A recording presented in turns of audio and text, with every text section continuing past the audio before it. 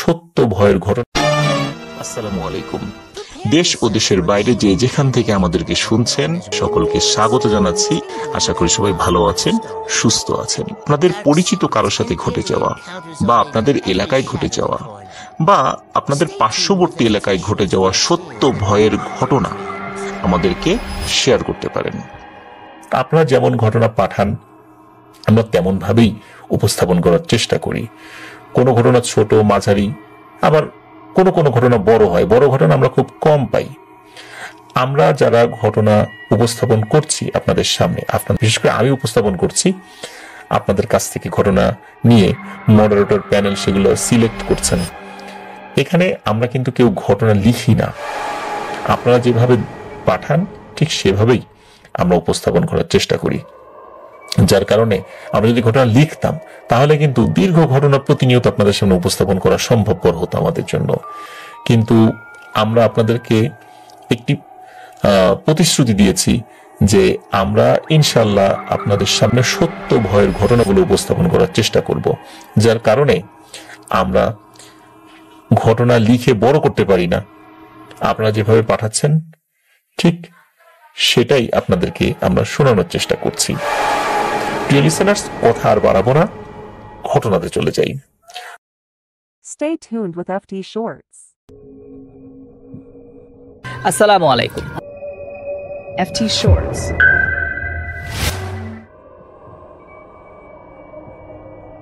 এটি ঘটেছিল আলামিনেরই নানা, যার নাম ছিল আব্দুর রব মৃধা। উনি ওই মসজিদের একাধারে মুয়াজ্জিন এবং খাদেম উভয় দায়িত্বেই ছিলেন। তো তার সাথে যে ঘটনাটি ঘটেছিল, এখন সেই স্টোরিটি আমি আপনাদের সাথে শেয়ার করতে যাচ্ছি। আব্দুর রব মৃধা উনি একজন পেশায় কৃষক ছিলেন। ওনার বাসা হচ্ছে নড়াইল জেলার লোহাগাড়া উপজেলার শালনগর ইউনিয়নের মাকরাইল গ্রামে। এই মাকরাইল গ্রামে ওনার বসতি এবং অনেক আগে থেকে তিনি সেখানে বংশ পরম্পরায় বসবাস করছেন। ওনার কৃষি জমি সেটি ওনার ভিটা থেকে 5 থেকে 7 কিলোমিটার দূরে। প্রতিদিন সেখানে তিনি যান এবং সেখানে ওনার যে 2টি গরু রয়েছে এই গরু দিয়ে সেখানে চাষাবাদ করেন। যেহেতু বাসা থেকে 5 থেকে 7 কিলোমিটার দূরে ওনার জমি ছিল, এই জন্য উনি যে কাজটি করতেন সেটি হচ্ছে যে ফজরের আজানের ঠিক পরপরই উনি গরু এবং লাঙল নিয়ে এবং বা কৃষিকাজ রিলেটেড আনুষঙ্গিক জিনিসপত্র নিয়ে বের হয়ে যেতেন। সকালের আলো হতে না হতেই উনি ওনার জমিতে চলে যেতেন এবং চাষাবাদ শুরু করতেন এবং পরন্ত বিকেলে আবার ফিরে আসতেন। ওনার মতো কিন্তু আরও কৃষক ছিল, তারাও ঠিক আজানের পরপরই রওনা দিত এবং ভোরের আলো ফুটতে না ফুটতেই তারা তাদের জমিতে চলে এসে চাষাবাদ শুরু করে দিত। এমনই একটি রাতের ঘটনা। আলামিনের নানা আব্দুর রব মৃধা হঠাৎ রাতে ওনার ঘুম ভেঙে যায়। তিনি তখনও বুঝতে পারছিলেন না যে ফজরের আজান কি হয়েছে নাকি হয়নি। তখন আসলে তিনি ওইভাবে ঘড়ি দেখারও প্রয়োজন বোধ করেন নাই। তখন তিনি যে কাজটি করেন, তিনি ঘর থেকে বের হন, ওনার যেই 2টি গরু রয়েছে এই গরু নিয়ে এবং লাঙল নিয়ে উনি ওনার মাঠের দিকে রওনা দেন। ওই রাতটি ছিল জ্যোৎস্না রাত। জ্যোৎস্না রাতে ওনার পথ চলতে কোনো অসুবিধা হচ্ছিল না। প্রতিদিন যে যতটুকু সময় লাগে সেই সময়ের মধ্যেই উনি ওনার ক্ষেতে পৌঁছে যান এবং পৌঁছেই উনি গরু দিয়ে হাল চাষ শুরু করেন। অনেকক্ষণ হয়ে যাচ্ছে যে হাল চাষ করছেন, কিন্তু সকাল হচ্ছে না। উনি ভাবছেন এমন তো কখনো হয় না, সাধারণত সকাল হওয়ার সাথে সাথেই তো চলে আসে, আজকে না হয় একটু তাড়াতাড়ি চলে আসছে, কিন্তু সকাল কেন হচ্ছে না। উনি এই জিনিসটি ভাবছেন এবং হাল চাষ করছেন এবং উনি আরও চিন্তা করছেন যে এতক্ষণে তো কারো না কারো চলে আসার কথা এখানে, আরও কৃষকদের যাদের আশেপাশে জমি আছে, কিন্তু তারাও কেউ আসছে না। এদিকে সকালও হচ্ছে না। আসলে কি ফজরের আজান হয়েছে? উনি সেই চিন্তা করছিলেন। এমনই চিন্তা যখন করছেন, তখন হঠাৎ ওনার কানে একটি বাচ্চার কান্নার আওয়াজ ভেসে আসে। বাচ্চাটি কান্নাকাটি করছে। উনি চিন্তা করলেন যে কি ব্যাপার, বাচ্চা কান্নাকাটি করছে কোথায়? উনি তাকিয়ে দেখলেন যে ওনার ক্ষেতের পূর্ব দিকে যে আইল আছে, এই আইলের উপরে একজন মহিলা তার কোলে একটি বাচ্চা নিয়ে বসে আছে এবং ওই বাচ্চাটি কান্নাকাটি করছে। উনি চাঁদের আলোতে স্পষ্ট দেখতে পাচ্ছেন বাচ্চা এবং বাচ্চার মাকে। বাচ্চা কাঁদছে এবং বাচ্চার মা বাচ্চাকে সান্ত্বনা দিচ্ছে। ঠিক যেভাবে বাচ্চারা কান্নাকাটি করলে তাদের মা বাচ্চাদেরকে সান্ত্বনা দেয় এবং তাদেরকে থামানোর চেষ্টা করছে যে ও কাঁদো না, মানে কেঁদো না, তোমার বাবা চলে আসবে, কান্নাকাটি করে না, এইরকম শব্দগুলো তারা ওই মহিলা ইউজ করছিল। আলামিনের নানা আব্দুর রব মৃধা অত্যন্ত সাহসী একজন মানুষ ছিলেন। তিনি বুঝতে পেরেছিলেন যে এত রাত্রে এখানে কিন্তু কোনো বাচ্চা সহ মহিলা আসার কথা নয়, নিশ্চয়ই এটি কোনো প্যারানর্মাল ঘটনা হবে। তিনি যে কাজটি করার চেষ্টা করেন সেটি হচ্ছে যে তিনি চিন্তা করেন যে এখান থেকে দ্রুত বের হয়ে যাই, আবার বাড়ির দিকে চলে যাই, এখন নিশ্চয়ই অনেক রাত, আমি ভুল করে চলে এসেছি। এই চিন্তা করে যখনই ওনার দুটি গরু নিয়ে মাঠ থেকে বের হওয়ার চেষ্টা করছেন, তিনি দেখলেন যে উনি যখন উত্তর পাশের আইল দিয়ে বের হওয়ার চেষ্টা করছেন, তিনি দেখলেন ওই উত্তর পাশের আইলেও ঠিক এক মহিলা একটি বাচ্চাকে কোলে নিয়ে বসে আছে। সেই বাচ্চাটিও কান্নাকাটি করছে এবং ওই মহিলা একই রকমভাবে বলছে যে কেঁদো না, জাদু সোনা, তোমার আব্বু আসবে, এই ধরনের কথাবার্তা বলছে। তিনি দক্ষিণ দিকের আইল যেখানে আছে সেদিক দিয়ে বের হওয়ার চেষ্টা করলেন। তিনি দেখলেন দক্ষিণ দিকের আইলেও ঠিক একই রকমভাবে বাচ্চা কোলে নিয়ে একজন মহিলা বসে আছে। সেও ঠিক একই কথাই বলছে তার বাচ্চার সাথে। কিন্তু অদ্ভুত ব্যাপার হলো, পশ্চিম দিকের আইল, এখানে কেউ ছিল না। কিন্তু সমস্যা হলো ওই দিক দিয়ে তিনি বের হতেও পারছিলেন না। জমির একটি ভৌগোলিক গঠনগত কারণে ওই দিক দিয়ে আসলে বের হয়ে আসাও সম্ভব না। তিনি এটাও লক্ষ্য করছিলেন যে তিনজন মহিলা বাচ্চা সহ যে বসে আছে তার জমির তিন দিকের আইলের উপরে, এরা কেউ মাঠের মধ্যে আসছে না। তিনি কিন্তু সিগারেট খাওয়ার সিগারেটে খুব আসক্ত ছিলেন। আসলে গ্রামের কৃষক তারা আসলে সিগারেট খান না, যেটা খায় সেটা হলো বিড়ি। তিনি বিড়িতে খুব আসক্ত ছিলেন। ওনার কাছে এক প্যাকেট বিড়ি ছিল, ম্যাচও ছিল। উনি জানতেন যে আগুন জ্বালালে সাধারণত কেউ ক্ষতি করতে পারে না, এই টাইপের প্যারানর্মাল কোনো বিষয়গুলো তাদের ক্ষতি করতে পারে না। এই জন্য তিনি বিড়ি ধরান এবং একটার পর একটা বিড়ি টানতে থাকেন। একটা সময় পর বিড়িগুলো শেষ হয়ে যায়। তখন যেটি কাজটি করেন সেটি হচ্ছে, ওনার যে দুটি গরু নিয়ে এসেছিলেন, এই দুটি গরুর গলায় যে রশি ছিল, সেই রশি দুটি তিনি এক হাতে ধরেন এবং জোরে জোরে দোয়া পড়তে থাকেন। কিছু সময় পর আজানের শব্দ ভেসে আসে দূর মসজিদের মাইক থেকে। আজানের শব্দ আসার পরে আব্দুর রব মৃধা স্পষ্টভাবে দেখতে পান এই তিনজন মহিলা আইলের উপর থেকে উঠে দাঁড়ালো এবং উঠে দাঁড়িয়ে তারা যেদিক থেকে এসেছিল তার উল্টা দিকে হেঁটে চলে যাচ্ছে এবং অদৃশ্য হয়ে যাওয়া না, হাঁটতে হাঁটতে হাঁটতে চলে যাচ্ছে, এভাবে চোখের আড়াল হয়ে গেল। তার কিছু সময় পরেই আরও কিছু কৃষকরা, তারাও গরু এবং লাঙল নিয়ে তাদের জমিতে চলে আসে। তাদের কাছে তিনি আর কিছু বলেন না, যথারীতি চাষাবাদ করে পরন্ত বিকেলে উনি বাড়িতে ফিরে যান।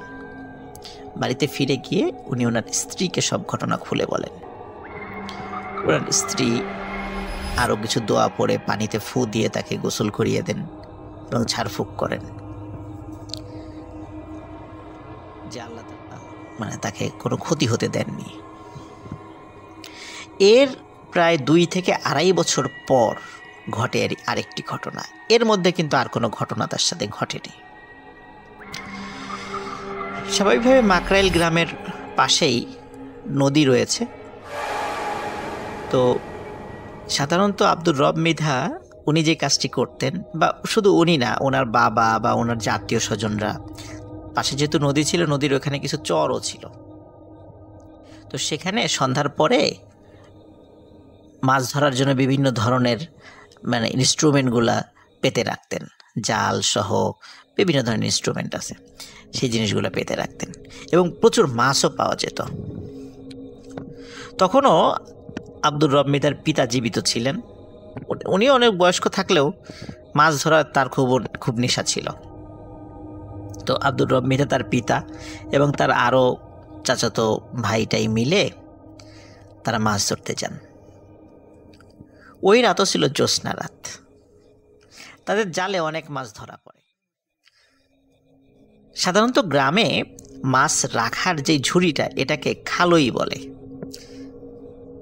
দেখা যাচ্ছে এক খালই মাছ হয়ে গেছে। তখন আলামিনের নানা আব্দুর রব মৃধা, তাকে তার বাবা বলে যে, এই আব্দুর রব, মাছ তো এক খালি হয়ে গেছে, বাসা তো কাছেই, যা তুই এটা রেখে আয়, বাসায় গিয়ে মাছটা রেখে আবার খালইটা খালি করে নিয়ে আয়। তো চিন্তা করলেন আব্দুর রব মৃধা। আসসালামু আলাইকুম। FT Shorts.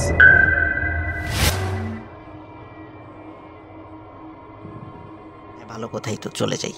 উনি খালইটা নিয়ে আবার বাড়ির দিকে হাঁটা শুরু করেন। উনি যখন বাড়ির দিকে হাঁটা শুরু করেন, ওনার বাড়ির কাছাকাছি একটি বাগান রয়েছে। ওই বাগানটি পার হয়ে ওনার বাড়িতে আসতে হয়। যখন তিনি বাগানের মধ্যে প্রবেশ করেছেন, হঠাৎ করে পেছন থেকে কেউ বলছে, এই রবে, মাছগুলা দিয়ে যা। আসলে ওনার নাম আব্দুর রব থাকলেও গ্রামের মানুষজন তাকে রবে রবে বলতো। রব না বলে রবে বলতো। তো বলছে, রবে, মাছগুলো দিয়ে যা। তিনি প্রথম দিকে পাত্তা দেয় নাই। হয়তো তিনি চিন্তা করেছেন হয়তো বা শুনতে ভুল করছেন। তিনি হেঁটে যাচ্ছেন। আবার পেছন থেকে ধমক দিয়ে বলছে, এই রবে, তোকে না মাছগুলো দিতে বললাম, মাছ দিয়ে জানালে কিন্তু তোর ক্ষতি হবে। তিনি যে কাজটি করেন, তিনি মাছগুলো নিয়ে জোরে এক দৌড় লাগান। দৌড়াতে দৌড়াতে হঠাৎ উনি দেখতে পান 4-5টি ছায়া তাকে ঘিরে ধরেছে। তখন তিনি বুঝতে পারেন এবার আর তার নিস্তার নেই। ওনার যতক্ষণ জ্ঞান ছিল, পরবর্তীতে উনি যেটা বলেছেন যে উনি শুধু চিৎকার দিয়ে বলতে পেরেছিলেন, এই তোরা কে কোথায় আছিস, আমাকে এরা ধরে নিয়ে যাচ্ছে। জাস্ট এতটুকু উনি বলতে পেরেছিলেন। এদিকে ওই বাগানের পাশেই আরেকজনের বাড়ি ছিল। ওই ব্যক্তি এই শব্দটি শুনে ফেলে যে আব্দুর রব মৃধা উনি চিৎকার করে এই ধরনের কথা বলেছেন। ওনার নাম ছিল বদিউর রহমান। স্থানীয়ভাবে লোকজন তাকে বদিয়ার বলতো। তো এই বদিয়ার এই শব্দটি শুনে, যেহেতু তার বাড়ি কাছাকাছি ছিল, একদম কাছে ছিল, উনি দ্রুত টর্চ লাইট নিয়ে বের হয়ে আসেন। বের হয়ে এসে আব্দুর রবকে খুঁজতে থাকেন। তিনি তাকে দেখতে পান না, কিন্তু যেহেতু চিৎকার করেছেন উনি এত রাত্রে, নিশ্চয়ই কোথাও না কোথাও তিনি আছেন। এই বদিয়ারও খুব সাহসী লোক ছিলেন। তিনি একাই আব্দুর রব মৃধাকে খোঁজার জন্য বের হলেন। যেহেতু নদী কাছেই ছিল, হঠাৎ করে উনি দেখতে পেলেন যে উনি যেদিক দিয়ে খুঁজতে যাচ্ছেন সেখানে একটি গামছা পড়ে আছে। উনি যেহেতু আব্দুর রব মৃধাকে খুব ভালো করে চিনতেন এবং আব্দুর রব মৃধা যে গামছাটি সবসময় সাথে রাখতেন, সেই গামছাটিকেও চিনতেন, তিনি বুঝতে পারলেন যে আব্দুর রব মৃধার কোনো বিপদ হয়েছে, নাহলে গামছাটা এখানে পড়ে আছে কেন। তিনি দ্রুত নদীর দিকে আগাতে থাকলেন। নদীর কাছাকাছি যাওয়ার সাথে সাথে উনি এক ধরনের অদ্ভুত গোংরানির আওয়াজ শুনতে পান। তিনি দ্রুত নদীর কাছে গিয়ে দেখেন যে আব্দুর রব মৃধার পা দুটো উপরে এবং মাথা বালির মধ্যে ঢুকিয়ে রেখেছে এবং ওইখান থেকে গোংরানির আওয়াজ আসছে। ওনার দম বন্ধ হয়ে গেছে, হালকা হালকা নিঃশ্বাস ওই বালুর মধ্যে দিয়ে তার নাকে যাচ্ছে, এই জন্য উনি গোংরানির আওয়াজ করছেন। উনি দ্রুত সেখানে যান এবং সেখান থেকে আব্দুর রব মৃধাকে উদ্ধার করে নদীর পানি দিয়ে হাত মুখ ধোন। তিনি খুব অসুস্থ হয়ে পড়েছিলেন এবং আর 1-2 মিনিট পরে হয়তোবা বদিয়ার মিয়া গেলেই আব্দুর রব মৃধাকে মৃত অবস্থায় তাকে দেখতে পেতেন তিনি। যাই হোক, আল্লাহর অশেষ রহমতে আব্দুর রব মৃধা সেখান থেকে উদ্ধার হয় এবং তাকে ওই বদিয়ার আব্দুর রব মৃধার বাড়িতে নিয়ে যান। তখন আরও লোকজন সবাই এগিয়ে আসে যে কি হলো, কারা তাকে অ্যাটাক করেছিল। সবাই আসে, সে দেখে সেই খালইটা শূন্য পড়ে আছে, তার ভিতরে কোনো মাছ নেই, তবে ছড়িয়ে ছিটিয়ে অল্প কিছু মাছ রয়েছে। কোনোটার মাথা খাওয়া, কোনোটার পেট চিরে কোনো মাছ খেয়েছে, কোনোটার লেজ খাওয়া, এরকম কিছু কিছু মাছ চতুর্দিকে অল্প কিছু ছড়িয়ে আছে, আর অন্য কোনো মাছ নেই, শুধু খালইটা পড়ে আছে। এরপরে আব্দুর রব মৃধা দীর্ঘদিন অসুস্থ ছিলেন। তিনি এতটাই ভয় পেয়েছিলেন যে অনেক দিন অসুস্থ ছিলেন। আস্তে আস্তে আল্লাহ তাআলার অশেষ রহমতে তিনি সুস্থতা লাভ করেছেন। এখন যেটা হয় সেটা হচ্ছে যে আব্দুর রব মৃধার স্ত্রী তিনি সেলিম হুজুরের কাছে নিয়ে যান। এই সেলিম হুজুর হচ্ছে সেই হুজুর আমাদের 2 নাম্বার স্টোরিতে আপনারা শুনেছিলেন যে যখন রুহুল সর্বশেষ যেই কবরটি খুঁড়েছিল সেটি ছিল সেলিম হুজুরের কবর, এবং কবর খোঁড়ার সময় যে লাশটি রুহুলের হাত চেপে ধরেছিল সেটি হচ্ছে সেই সেলিম হুজুরের ডেড বডি। তো সেলিম হুজুরের কাছে নিয়ে যান। সেলিম হুজুর তাকে দেখেন, দেখে তিনি বলেন যে আসলে আপনি তো ধর্মকর্ম কিছু করেন না, আপনি যদি ধর্মীয় লাইনে চলে আসেন, 5 ওয়াক্ত সালাত আদায় করেন, কোরআন সুন্নাহ অনুযায়ী জীবনযাপন করেন, তাহলে আপনার সাথে যে সমস্যাগুলো হচ্ছে সেগুলো কিছুই হবে না। এবং আপনি রাত বিরেতে যেখানে চলাফেরা করেন না কেন, আল্লাহ চান তো আমি ইনশাল্লাহ ইনশিওর করছি যে আপনার কোনো সমস্যা হবে না, কিন্তু আপনাকে কথা দিতে হবে যে আপনি ধর্মের দিকে ফিরে আসবেন। আব্দুর রব মৃধা তিনি কথা দেন সেলিম হুজুরকে যে হ্যাঁ তিনি ফিরে আসবেন এবং সেলিম হুজুরের সাথেই তিনি উঠা বসা করবেন। তো সেলিম হুজুর উনি ধর্মকর্ম করতেন, উনি কোরআনে হাফিজ ছিলেন, মাওলানা ছিলেন, মাদ্রাসার মুহতামিম ছিলেন, বিভিন্ন জায়গায় যেতেন, ওয়াজ মাহফিল করতেন। তো ওনার সাথে থেকে থেকে আব্দুর রব মৃধাও কোরআন এবং সুন্নাহ বিষয়ক ব্যাপক পাণ্ডিত্য অর্জন করেন এবং মৌলিক যেই জ্ঞানগুলো সেগুলো আল্লাহ তাআলা তাকে অর্জন করার তৌফিক দান করেন ওই সেলিম হুজুরের ওসিলায়। আর ওই যে কবরস্থান যেটি ছিল, ওই কবরস্থানের পাশে যে মসজিদটা ছিল, এই মসজিদেরই খতিব এবং পেশ ইমাম ছিলেন হচ্ছে সেলিম হুজুর। আর ওই মসজিদেরই মুয়াজ্জিন এবং খাদেমের দায়িত্ব দেয়া হয় এই আব্দুর রব মৃধাকে। খুব ভালোই চলছিল। এইভাবে কেটে যায় প্রায় 5 থেকে 7 বছর। সেলিম হুজুর একদিন হঠাৎ মারা যান। আর তার মৃত্যুর পরপরই কি ঘটনা ঘটেছিল কবরস্থানে সেটা আমরা দ্বিতীয় স্টোরিতে শুনেছি। সেলিম হুজুর মারা যাওয়ার পর আব্দুর রব মৃধাও খুব শোকে কাতর হয়ে পড়েন, কারণ এতদিন তার সাথে চলেছেন। খুব ভালো মানুষ ছিলেন সেই সেলিম হুজুর এবং খুব বুজুর্গ একজন মানুষও ছিলেন। যাই হোক, উনি যথারীতি ওই মসজিদেই আজান এবং মসজিদের খেদমতের দায়িত্ব পালন করে যাচ্ছিলেন। কোনো এক রাতে হঠাৎ আব্দুর রব মৃধা উনি ওনার পাশে থাকা যে অ্যালার্ম ঘড়িটি ছিল টেবিলের পাশে রাখা, মানে টেবিল ক্লক যেটাই, আবসা আলোতে রাতের বেলা দেখতে পান যে 5:05 বাজে। ফজরের আজান হচ্ছে 4:30টায় এবং নামাজ হওয়ার কথা ছিল হচ্ছে 5:15-তে।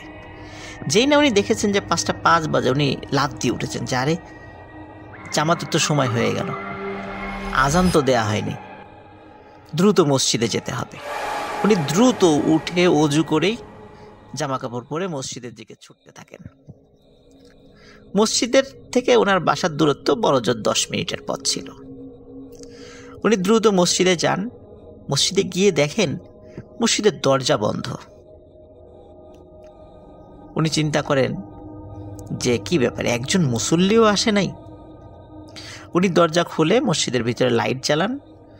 ততদিনে কিন্তু ওই সমস্ত মসজিদগুলোতে সবগুলোতে ইলেকট্রিসিটি চলে আসছে, মাইকও আছে, মানে আধুনিক কিছু সরঞ্জামাদি মসজিদে ছিল, ইলেকট্রিসিটি, মাইক সব কিছু ছিল। তো উনি যখনই লাইট জ্বালিয়েছেন তিনি দেখেন ঘড়িতে মাত্র 12:15 বাজে। আসলে ওনার অ্যালার্ম ক্লকে যে সময়টি ছিল সেটি হচ্ছে 12:05। উনি বড় কাঁটাটি যখন 1-এর উপরে দেখেছে তখন উনি ঘুম থেকে উঠে হঠাৎ করে ওনার মনে হয়েছে এটা 5:05 বাজে, যার কারণে উনি এইটি দেখতে ভুল করেছিলেন। তখন চিন্তা করেন যাক, যেহেতু ভুল হয়েই গেছে তাহলে বাসায় চলে যায়, আরও কিছু ঘুমিয়ে তারপরে আবার চলে আসব। উনি মসজিদের লাইট বন্ধ করে দরজা বন্ধ করে বের হয়ে যান।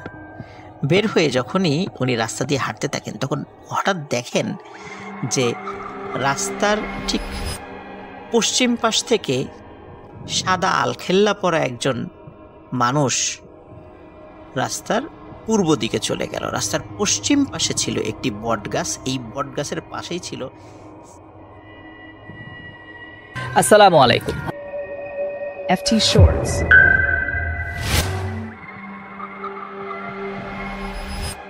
সেলিম হুজুরের বাড়ি, আর রাস্তার ঠিক পূর্ব পাশে ছিল হচ্ছে এক কবরস্থান। তো সেলিম হুজুরের বাড়ির ভেতর থেকে ওই বটগাছের নিচ দিয়ে একটি আলখেল্লা পরা একটা লম্বা একজন মানুষ তিনি কবরস্থানের ভিতরে ঢুকে গেলেন।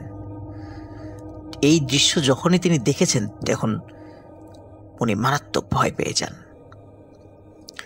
ভয় পাওয়ার পর উনি দ্রুত বাড়ির দিকে হাঁটতে থাকেন।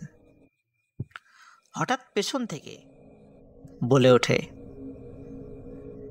আসসালামু আলাইকুম মুয়াজ্জিন সাহেব।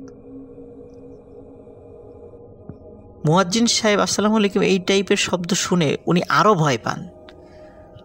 উনি তখন চিন্তা করেন যে এইবার দৌড় দিতে হবে, কারণ উনি যতই সাহসী হন না কেন, উনি হঠাৎ করে দেখলেন এরকম লম্বা আলখেল্লা পরা একটা লোক একটা বাড়ির থেকে বের হয়ে কবরস্থানের ভিতরে ঢুকে গেলে এত রাত্রে।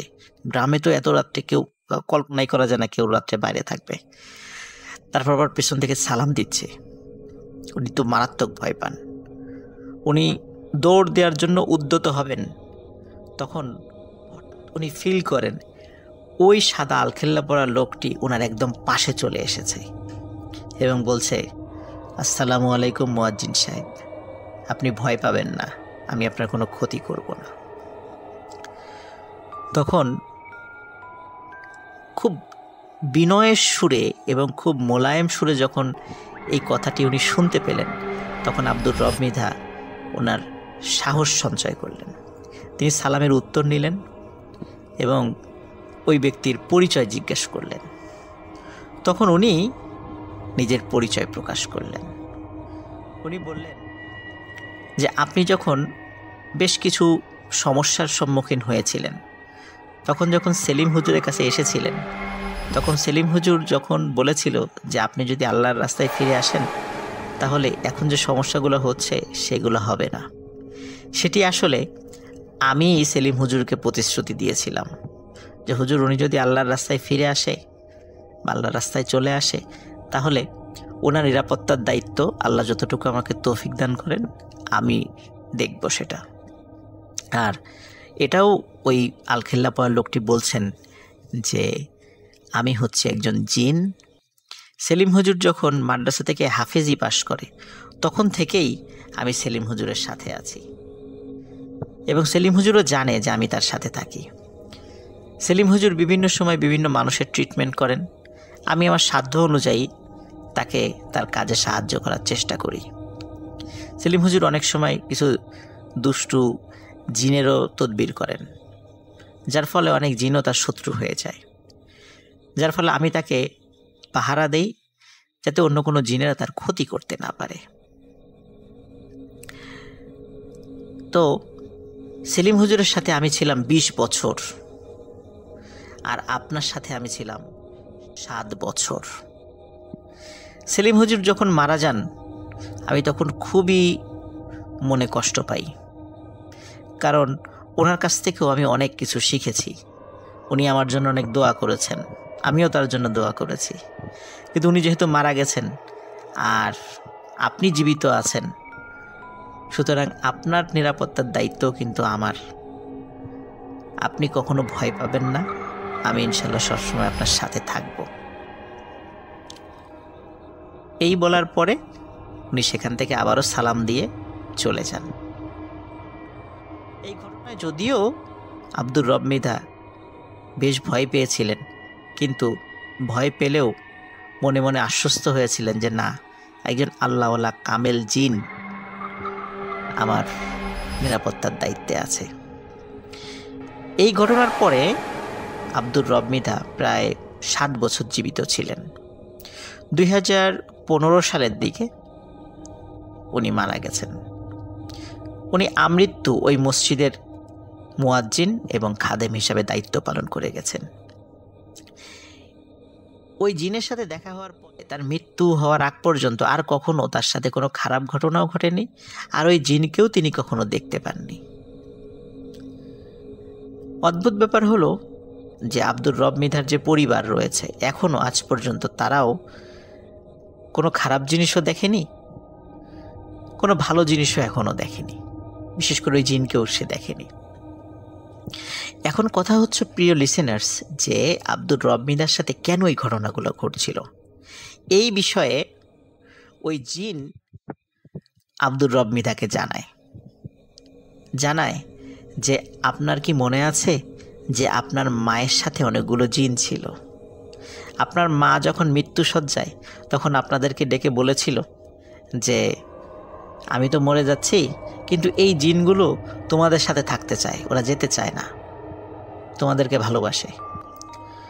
তখন আপনার অন্য সব ভাই বোন রাজি হলেও আপনি খুব তুচ্ছ তাচ্ছিল্য করেছিলেন, অনেক আজে বাজে কথা বলেছিলেন, এও বলেছিলেন যে ওদেরকে আর প্রয়োজন নাই, ওদেরকে বিদায় করে দাও, তুমি মরে যাও, তোমার সাথে সাথে ওদেরকেও নিয়ে যাও। এই ধরনের অনেক তুচ্ছ তাচ্ছিল্যমূলক কথা বলেছেন, যার কারণে ওই জিনগুলো আপনার প্রতি ক্ষিপ্ত ছিল। আপনি যতগুলো সমস্যায় পড়েছেন সবগুলোই ওদের দ্বারা সংগঠিত হয়েছে। আপনার ওদেরকে এভাবে তুচ্ছ তাচ্ছিল্য করে কথা বলা উচিত হয়নি। যেহেতু আমি আপনার সাথে ছিলাম, যার কারণে ওরা আপনাকে আর নতুন করে কোনো ক্ষতি করতে পারেনি। এইটাই ছিল আব্দুর রব মৃধার সাথে যে দুটো বড় বড় ঘটনা ঘটেছিল, বিশেষ করে জমিতে এবং উনি মাছ ধরার সময়। এটি ছিল সেই কারণ। আসসালামু আলাইকুম। FT Shorts.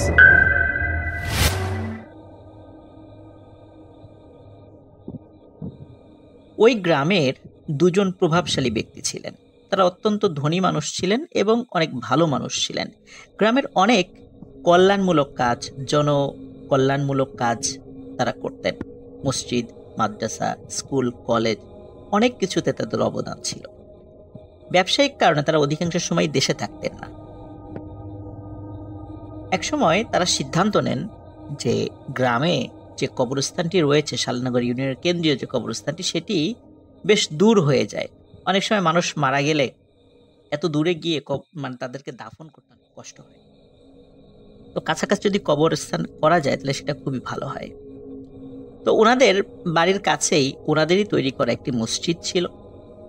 এই মসজিদের পাশে একটি জায়গা, এটা ওনাদেরই ছিল। সেই জায়গাটা অবশ্য কোনো কাজে ব্যবহৃত হতো না। সেখানে অনেক ঝোপঝাড়, বাঁশ গাছ ছিল, কদম গাছ ছিল, এরকম অবস্থা ছিল আর কি। তো এই জায়গাটি ওনারা কবরস্থানের জন্য দান করতে চান এবং সেই অনুযায়ী পরিকল্পনাও চূড়ান্ত হয়।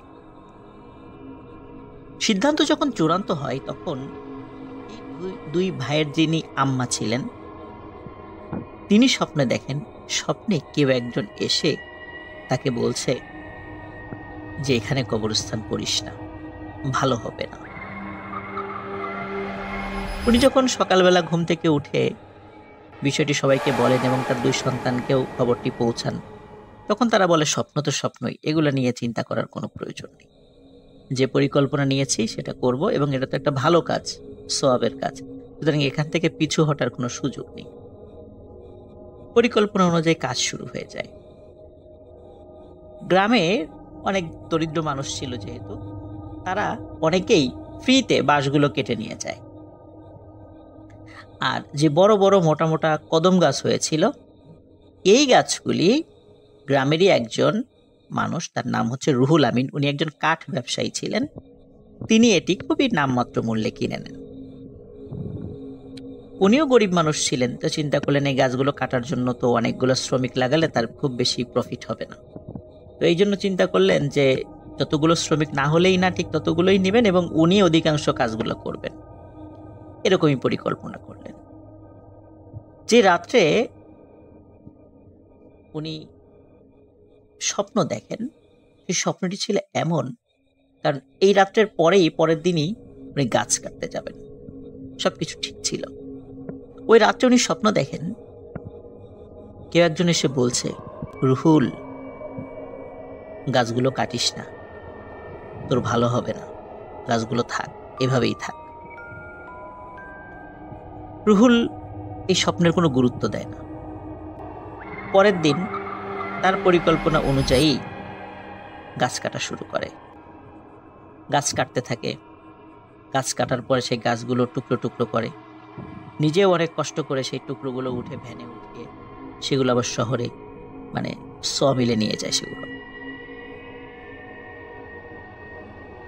কবরস্থান তৈরি হয়ে যায়, সব ঝোপঝাড় কাটা শেষ হয়ে যায়। এর কয়েকদিন পরেই ওই গ্রামেরই একজন মানুষ, তার নাম হচ্ছে কালু, এই কালু নামের একজন ব্যক্তির লাশ দাফন করা হয়। কবরস্থানের পাশেই মসজিদ ছিল, পাঞ্জাগানা নামাজ সেখানে হতো, জুম্মার নামাজ হতো। ওই মসজিদে যারা নামাজ পড়তে আসতেন ফজরের, তো যেদিন লাশ দাফন করা হয় কালু মিয়ার, তার ঠিক পরের দিন ফজরের আজান হওয়ার পর অনেকেই মসজিদে এসেছে, আবার নামাজ হওয়ার পরে অনেকেই বাড়িতে চলে গেছে। কিন্তু কিছু মুসল্লি, ওনারা সূর্য ওঠা পর্যন্ত নিজেরা নিজেদের মধ্যে গল্পগুজব করছেন। সূর্য ওঠার পর যখন তারা বের হয়েছেন, তখন হঠাৎ দেখে এই কবরস্থানের ভেতরে প্রথম যে কবরটি হয়েছে কালু নামক একজন ব্যক্তির, ওনার কবরের পাশে মনে হচ্ছে সাদা লম্বা করে কিছু শোয়ানো, সাদা কাপড় দিয়ে ঢাকা। মুসল্লিরা কৌতূহল হয়ে কবরস্থানের ভিতরে ঢুকে তারা যেটা দেখতে পান সেটা দেখার জন্য অবশ্যই তারা প্রস্তুত ছিলেন না। তারা দেখেন কালুর কবর খোঁড়া, কালুর লাশটি কবরের বাইরে রেখে দেয়া। তারা নিজেরা আলোচনা করছিলেন যে আচ্ছা, এটা নিশ্চয়ই কোনো শিয়াল বা অন্য কিছুতে করে থাকবে। আবার তারা লক্ষ্য করলেন যে শিয়াল যদি করেই থাকবে, তাহলে এই কাফনে মোড়ানো লাশের শরীরে কোনো ক্ষত নাই, কাফনের গায়ে কোনো ক্ষত নাই, একদম ঠিক যেভাবে লাশ দাফন করা হয়েছিল গতকালকে ঠিক তেমনই আছে। শেয়াল বা কোনো হিংস্র জন্তু যদি লাশ এখান থেকে টেনে তোলে, এরকম তো হওয়ার কথা না। কাপড় এক জায়গায় থাকবে, ডেড বডি এক জায়গায় থাকবে, লাশের গায়ে ক্ষত সৃষ্টি করবে, এলোমেলো থাকবে সবকিছু। কিন্তু মনে হচ্ছে খুব সুন্দরভাবে কোনো মানুষই এই কবরটি করেছে, সুন্দরভাবে বাঁশগুলো এক পাশে রাখা এবং লাশটা একটা পাশে সুন্দর করে রেখে দেয়া। তখন কেউ কেউ বলেন মনে হয় কোনো লাশ চোর বা কাফন চোর এরা এই কাজটি করতে পারে। তো কাফন চোর যদি করে থাকে তাহলে কাফন তো নেয়নি, এটা কেন হলো? আবার লাশ চোর যদি এসে থাকে তাহলে লাশেরও তো কোনো অঙ্গ প্রত্যঙ্গ তেমন কোনো ক্ষত দেখা যাচ্ছে না, তাহলে কে এই কাজটি করলো? তখন তারা চিন্তা করে হয়তো বা কাজটি করার চেষ্টা করতে গেছিল, মানুষজন চলে এসেছে, এই জন্য মনে হয় পারেনি। যাই হোক, গ্রামের আরো কিছু লোকদেরকে ডাকা হয়, ডেকে ওই কবরেই কালুকে আবার কবরস্থ করা হয়। পরের দিন ফজরের নামাজের পর কবরস্থানের মধ্যে আবারও সেম ঘটনা দেখা যায়। কালুর লাশ কবরের বাইরে, ঠিক যেমনটা গতকালকে ছিল। মুসল্লিরা চিন্তা করে যে কে এই কাজটি করছে, কেনই বা করছে। কারণ যদি চুরি করার উদ্দেশ্যে, লাশ চুরি করার উদ্দেশ্যে করে থাকে, তাহলে তো তারা চুরি করছে না, কাফনও চুরি করছে না, লাশের গায়ে কোনো ক্ষতও সৃষ্টি করে নাই কেউ, যে কোনো অঙ্গ প্রত্যঙ্গ কেটে নিয়ে যাবে, তাহলে কে এই কাজটি করছে তারা বুঝতে পারে না। আবারও ওই দিনের মতো কালুকে কবরস্থ করা হয়। তৃতীয় দিন একই ঘটনা ঘটে। এবার গ্রামের লোকজন সমবেত হয়ে আলোচনায় বসে যে এই কাজটি কে করতে পারে। ওই সময় ওই জায়গাতে রুহুল আসে। এই 2 দিন কিন্তু রুহুল আসেনি এখানে, কিন্তু তৃতীয় দিন আসে।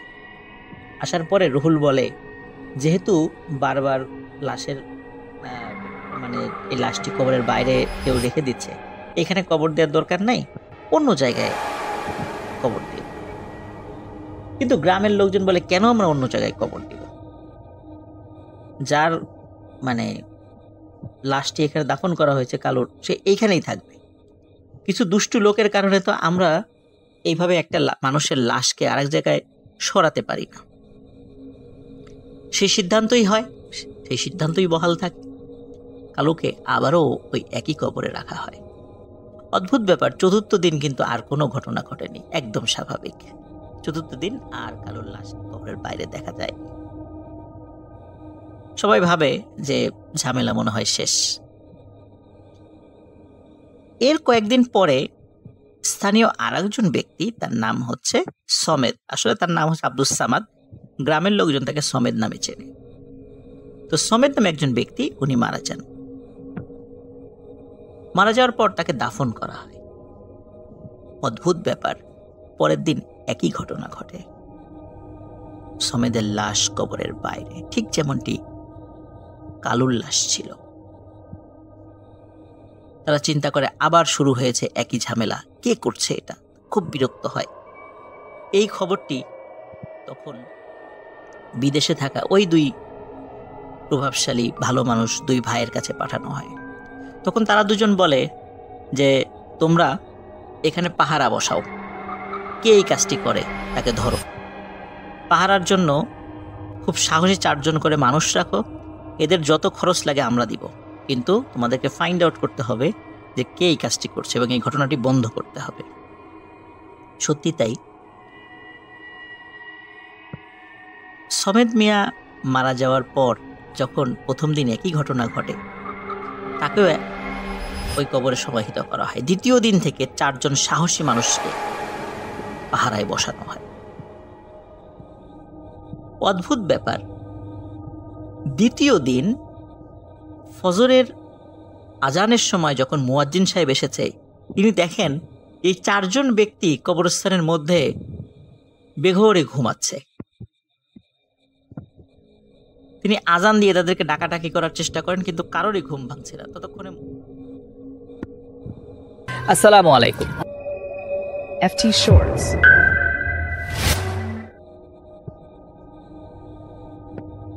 আরো কয়েকজন মুসল্লি চলে আসেন, তারাও তাদেরকে খুব ডাকাডাকি করে, তাদেরও ঘুম ভাঙছে না। ডাকাডাকির একটা পর্যায়ে তারা লক্ষ্য করেন যে সমেদের লাশও কবরের বাইরে। অনেক কষ্ট করে এই 4 জন পাহারাদারের ঘুম ভাঙানো হয়। ঘুম ভাঙার পরে পাহারাদারদেরকে জিজ্ঞেস করা হয়, তোমরা কি পাহারা দিলা? এই যে আজও তো লাশ বাইরে চলে আসছে, কেউ বাইরে রেখে গেছে। তখন ওই 4 জন ব্যক্তি বলছেন যে আমরা ঠিকঠাক মতোই পাহারা দিচ্ছিলাম। গভীর রাতে হঠাৎ এমন একটি অদ্ভুত সুন্দর সুঘ্রাণ আমাদের নাকে আসে, তখন আমাদের প্রচন্ড ঘুম। এরপরে আমাদের আর কিছু মনে নেই। গ্রামবাসী তাদের এই বক্তব্যে আসলে সন্তুষ্ট হয় না, খুব বিরক্ত হয়। ওই দিনই ওই 4 জনকে চেঞ্জ করে পরের দিন নতুন 4 জনকে রাখা হয়। কিন্তু তৃতীয় দিনও একই ঘটনা ঘটে। ফজরের সময় মুয়াজ্জিন সাহেব এসে দেখে 4 জন ঘুমাচ্ছে। এবং এমন ঘুম যে তাদেরকে ঘুম ভাঙানো যায় না। পরে আরও লোকজন আসে, তাদেরকে ঘুম ভাঙানো হয়। তারাও একই রকম ব্যাখ্যা দেয় যে রাত্রে একটা অদ্ভুত সুন্দর সুঘ্রাণে তারা সকলে একসাথে ঘুমিয়ে পড়েছে। এরপরে তাদের আর কিছু মনে নেই। তৃতীয় দিন আবারও সেই রুহুল আসে। আসার পরে বলে, যেহেতু সমেদ মিয়ার সাথেও একই ঘটনা ঘটেছে, এনার লাশটা অন্য জায়গায় কবর দেয়, এখানে কবর দেওয়ার দরকার নেই। কিন্তু গ্রামবাসী তাতে রাজি হয় না। গ্রামবাসী উল্টো রুহুলকে তিরস্কার করে এবং তৃতীয়বারের মতো, ঠিক কালো মিয়ার মতো, সমেদ মিয়ার লাশও কবরে রাখা হয়। অদ্ভুত ব্যাপার, চতুর্থ দিন আর কোনো ঘটনা ঘটেনি।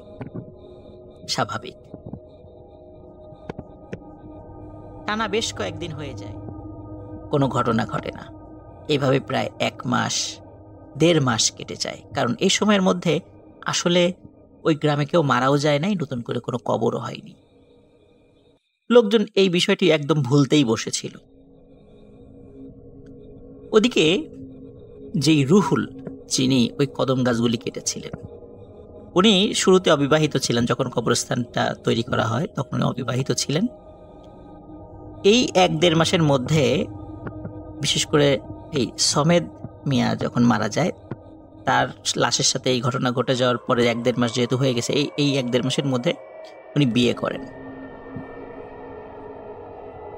একদিন রাতে ওনার স্ত্রী খেয়াল করেন যে রুহুল বিছানায় নেই। রাতের বেলা সাধারণত গ্রামের বাড়িতে, যে সমস্ত ঘর বাড়িতে ইলেকট্রিসিটি নেই, একটি হারিকেন জ্বালানো থাকে। হারিকেনের আলোটি অনেক অল্প করে থাকে। ঠিক আমরা যেমন ঘরের মধ্যে ডিম লাইট জ্বালানো রাখি, ঠিক ডিম লাইটের কাজ করে সেই হারিকেনটি। হারিকেনের খুবই আবসা আলোয় রুহুলের স্ত্রী লক্ষ্য করেন যে রুহুল ঘরে নেই। তিনি চিন্তা করেন যে ঘরে নেই, গরমের সময় ফ্লোরে ঘুমিয়েছে কিনা। ফ্লোরের দিকে তাকে যতটুকু বুঝতে পারেন আবসা আলোতে যে রুহুল ঘরে নেই। উনি হারিকেনের আলো জ্বালিয়ে দেন, মানে বাড়িয়ে দেন। বাড়ানোর পরে অদ্ভুত ব্যাপার উনি লক্ষ্য করেন, ঘরের দরজা বন্ধ কিন্তু ঘরের কোথাও রুহুল নেই। তার স্ত্রী ঘরের দরজা খুলে জোরে চিৎকার করে ওঠেন। দেখেন যে তার স্বামী মানে রুহুল ঘরের বারান্দার উপরে অচেতন অবস্থায় পড়ে আছে, সারা গায়ে ধুলো, কাদা, মাটি এগুলো মাখানো। তিনি যখন বারবার চিৎকার করছিলেন, এর মধ্যে রুহুলের জ্ঞান ফেরে। রুহুল তাকে বলে, এই চিৎকার করো না, থামো থামো। এই বলে স্ত্রীর মুখ চেপে ধরে, শব্দ করো না। তখন স্ত্রী বলে, তুমি বাইরে আসলা কিভাবে, ঘরের দরজা বন্ধ? বলে যে সব বলছি, আগে আমি গোসল করে আসি, তোমাকে সব খুলে বলছি। রুহুল গোসল করে আসে। গোসল করে আসার পর তার স্ত্রী তার শরীরে সরিষার তেল মাখতে শুরু করে। মাখতে মাখতে হঠাৎ তার স্ত্রী রুহুলের পিঠের দিকে খেয়াল করে দেখে রুহুলের পিঠে 3টি মোটা মোটা দাগ। 2টো দাগ বেশ পুরনো মনে হচ্ছে এবং একটি দাগ মনে হচ্ছে মাত্র হয়েছে। এই দাগগুলো এমন ছিল যে লোহা শিক পুড়িয়ে যদি গায়ে ছেঁকা দেওয়া হয় ঠিক যেমন দাগ হয়ে যায়, ঠিক তেমন দাগ। তার স্ত্রী তাকে জিজ্ঞেস করে যে তোমার শরীরে এই 3টি দাগ কোথা থেকে আসলো? তখন রুহুল এই দাগের বিষয়ে কিছু বলতে পারে না, কারণ রুহুল জানতোই না তার পিঠে দাগ আছে। তখন তার স্ত্রী বলে যে তুমি বলো কেন এই দাগ হলো এবং এই যে ঘটনাটি ঘটলো দরজা বন্ধ থাকা পরেও তুমি কিভাবে ঘরের বাইরে গেলে? তখন রুহুল কিছু বিষয় বলে। রুহুল বলে যে এই যে কালু এবং সমেদ, যাদের লাশ 3-3 বার কবরের বাইরে রাখা হয়েছে, তুমি কি জানো এই কাজটি কে করে? রুহুল স্ত্রী বলে না জানি না। বলে এই কাজটি আমিই করি এবং আজকে রাতেও এই গ্রামের একজন মহিলা মারা গিয়েছিল, রাত্রেই তাকে দাফন করা হয় এবং তার লাশটিও আমি মাত্র কবরের বাইরে বের করে রেখে এসেছি। তার স্ত্রী বলে যে তুমি কেন এই কাজটি করছো, এমন জঘন্য কাজ কেন করছো? তখন রুহুল বলে যে আমি তো আসলে করি না, আমাকে দিয়ে করানো হয়। গভীর রাতে হঠাৎ আমি অদ্ভুত সুন্দর সুঘ্রাণ পাই। এই সুঘ্রাণ পাওয়ার সাথে সাথে কেউ আমাকে বলে, রুহুল, কাজের সময় হয়েছে, চলো। তখন আমার শরীরের উপর কোনো নিয়ন্ত্রণ থাকে না, মনে হচ্ছে কেউ আমাকে হাঁটিয়ে নিয়ে চলে যাচ্ছে, কিন্তু আমি কিছু বুঝতে পারি না। মনে হয় আমি আধো ঘুম আধো জাগ্রত অবস্থায় আছি, কিছু বুঝতে পারি না। আমি হাঁটতে হাঁটতে সে কবরস্থানের কাছে চলে যাই। তখন কেউ বলে, রুহুল, কবর খোঁড়া শুরু করো। আমি কবর খুঁড়ি। কবর খোঁড়া শেষে কেউ বলে, রুহুল, লাশটি সুন্দর করে উঁচু করে কবরের বাইরে রেখে দিয়ে চলে যাই। আমি কবরের বাইরে লাশটি রেখে চলে যাই, কিন্তু চলে যাওয়ার সময় তারপরে আমি সবকিছু ভুলে যাই। তারপরে আমি সেন্সলেস হয়ে যাই। যখন জ্ঞান ফেরে তখন আমি দেখি আমার ঘরের মেঝেতে পড়ে আছি, অথবা ঘরের বারান্দায় পড়ে আছি, অথবা কলপারে পড়ে আছি। প্রতিবারই একই রকমের ঘটনা ঘটেছে, কিন্তু এটি আমি ইচ্ছা করে করি না। প্রিয় লিসেনার্স, পরের দিন সকালবেলা সত্যিই শোনা যায় যে ওই কবরস্থানে তৃতীয়বারের মতো যে মহিলার কবর হয়েছিল সেই রাত্রে সকালবেলা দেখা গেল যে তার লাশটি কবর থেকে বাইরে বের করে রাখা, কিন্তু কে করছে গ্রামবাসী তখনও জানে না। এদিকে তার স্ত্রী রুহুলকে বলে যে এভাবে চলতে পারে না, এর একটা সমাধান দরকার। কিন্তু এই কথা তো কাউকে বলতে পারছে না। গ্রামের যদি লোকজন জানে যে রুহুল এই কাজটি করে, তাহলে কি অবস্থা হবে? গ্রামবাসী ক্ষেপে যাবে। তখন রুহুলের স্ত্রী রুহুলকে তার মায়ের কাছে নিয়ে যায়, মানে রুহুলের স্ত্রীর মা, মানে রুহুলের শাশুড়ির কাছে নিয়ে যায়। শাশুড়ির কাছে বিষয়টি বলে। শাশুড়ি একজন খুব ভালো হুজুরের সাথে পরিচয় ছিল, তিনি সেই হুজুরের কাছে নিয়ে যান। তখন হুজুর বলে, আসলে রুহুল যেই গাছটি কেটেছিল, কদম গাছ, এই কদম গাছে খুব শক্তিশালী একটি জিনের পরিবার বসবাস করত। তারা তাকে স্বপ্নে দেখিয়েছিল, কিন্তু তারপরও রুহুল সে গাছটি কাটে। এবং ওই জিনেরা বলেছে, রুহুল ঠিক যেভাবে গাছগুলো টুকরো টুকরো করে কেটে নিয়ে গেছে, আমার পরিবারকে ছিন্ন বিচ্ছিন্ন করে দিয়েছে, রুহুলের জীবনকেও আমি এরকম ছিন্ন বিচ্ছিন্ন করে দিব। এই জন্যই রুহুলকে দিয়েই এই লাশগুলি কবর থেকে উঠিয়ে রাখছে। এটা রুহুলের শাস্তি। আর যাতে মানুষ ভয় পেয়ে এই কবরস্থান আর ব্যবহার না করে, এই জন্যও এই কাজগুলো করানো হচ্ছে। এখন এর সমাধান কি? তখন হুজুর বলে যে আমি একটু তেল পড়া, ঝাড়ফুঁক এবং আমি একটি তাবিজ হাতে বেঁধে দিলাম। যতদিন হাতে তাবিজ থাকবে ততদিন ওর কোনো সমস্যা হবে না, কিন্তু খেয়াল রেখো এই তাবিজ যেন না পড়ে যায়। তাবিজ পড়ে গেলে তখন কিন্তু আবার রুহুলকে দিয়ে কাজ করানো শুরু হবে। চলে যায় সেখান থেকে। মজার বিষয় হচ্ছে, ওই কবরস্থানে আরো কবর হয়েছে। এক বছর বা প্রায় 1.5 বছরের মধ্যে বেশ কিছু কবর হয়েছে, কিন্তু ওই কবরগুলোর সাথে আর সেই ঘটনা ঘটেনি। কবরগুলো স্বাভাবিক ছিল। গ্রামবাসী ভুলেই গিয়েছে যে এখানে আর কোনো পাহারা বসাতে হবে বা এই টাইপের ঘটনা ঘটেছিল। তাদের আর মনে নেই, তারা ভেবেছে যে সবকিছু স্বাভাবিক হয়ে গেছে। এক রাতে গ্রামবাসীর কাছে খবর আসে যে স্থানীয় রঘুনাথপুর মাদ্রাসার যিনি মোহতামিম বা প্রধান শিক্ষক, নাম হচ্ছে হাফেজ মাওলানা। আসসালামু আলাইকুম। FT Shorts.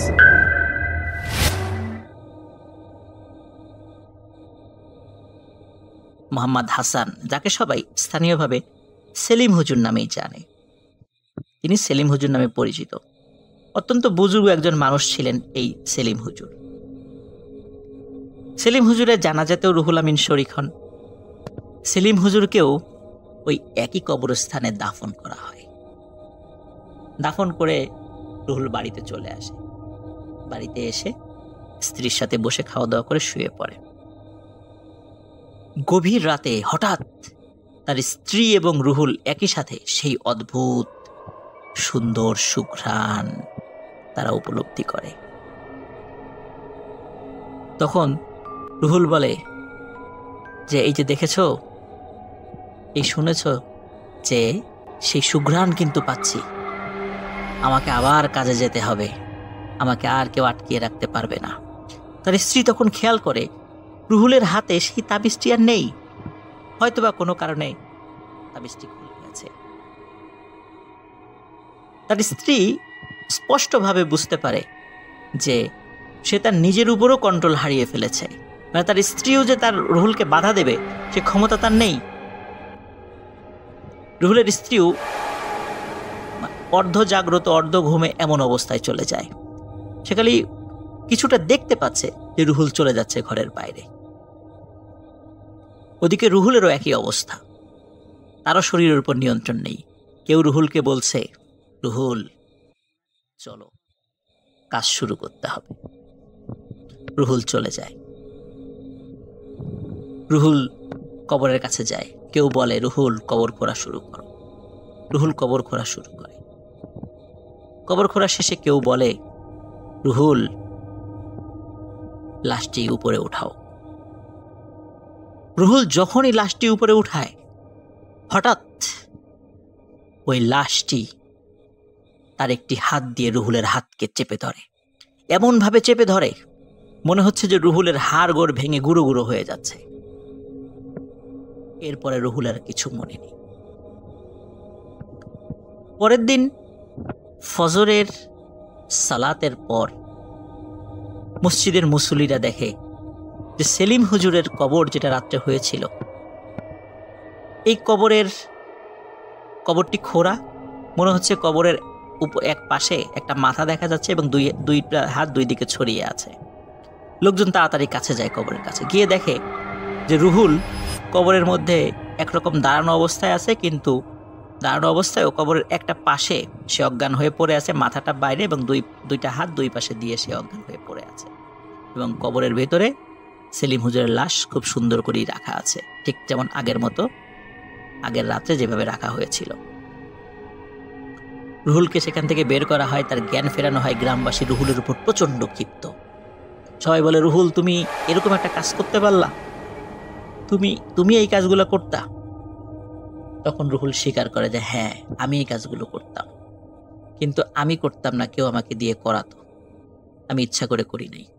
তখন গ্রামবাসীর মধ্যে কেউ কেউ বলে, তুমি নিশ্চয়ই তান্ত্রিক কবিরাজের কাছ থেকে টাকা খেয়ে কাফনের কাপড়ের কোনো অংশ কেটে নিয়ে যাইতা, বা কুফুরি কালাম করার জন্য তাদেরকে সহযোগিতা করতা, অথবা যারা লাশ চোর আছে, যারা মেডিকেল স্টুডেন্ট আছে, তাদের কাছে লাশ বিক্রি করার জন্য তুমি দেন দরবার করতা, বা তুমি এই কাজটি করতা, কিন্তু সফল হতা না। কিন্তু রুহুল সব কথা অস্বীকার করে। সে বারবার বোঝানোর চেষ্টা করে। কিছু কিছু লোক তো রুহুলকে মারার জন্য লাঠি নিয়ে চলে আসে, মেরেই ফেলবে, রুহুলকে পিটিয়েই মেরে ফেলবে। ওদিকে রুহুলের স্ত্রী খবর পেয়ে সে চলে আসে সেখানে, এসে সবাইকে বিষয়টি খুলে বলে এবং সাক্ষী হিসাবে যে হুজুরের কাছ থেকে তাবিজ এবং তেল পরা পানি পরা নিয়ে এসেছিল তাকেও তার রেফারেন্স দেয়া হয়। তার সাথেও যোগাযোগ করে ঘটনার যখন সত্যতা পাওয়া যায়, গ্রামবাসী বিশ্বাস করে। এবং তখন গ্রামবাসী সেই দুই প্রভাবশালী ভাইকে সব বিষয় জানায়। সকলের সাথে পরামর্শ করে ওই প্রভাবশালী ভাই একমত হন যে এইখানে আর কোনো কবর দেয়া যাবে না। সেলিম হুজুরের লাশই এখানকার শেষ লাশ হবে। সত্যি তাই, ওই কবরস্থান এখন পরিত্যক্ত। সেলিম হুজুরের লাশই সেখানকার শেষ লাশ। এরপরে আর কোনো কবর এখন পর্যন্ত সেখানে দেয়া হয়নি। সে মসজিদও এখনো আছে, সেই পরিত্যক্ত কবরস্থানে সেখানে আছে। কিন্তু যেহেতু দুই ভাই নিয়ত করেছিলেন যে একটি কবরস্থান দেবেন, এই কারণে শালনগর যে কেন্দ্রীয় যে কবরস্থান রয়েছে, এই কবরস্থানের পাশেই আরো জায়গা কিনে কবরস্থানটিকে সম্প্রসারণ করা হয়, যা এখনো রয়েছে। রুহুল বছর খানেক আগে মারা গেছে, তার স্ত্রী এখনো জীবিত আছে। আর যে দুই ভাইয়ের কথা বললাম, সঙ্গত কারণে তাদের নাম বলছি না, যদিও আলামিন আমাকে তাদের নাম বলেছে। দুই ভাইয়ের মধ্যে এক ভাই মারা গেছেন, আর এক ভাই এখনো বিদেশে আছেন। কিন্তু এই দুই ভাইয়ের যিনি প্রথম স্বপ্নে দেখেছিলেন, তিনি এখনো জীবিত আছেন।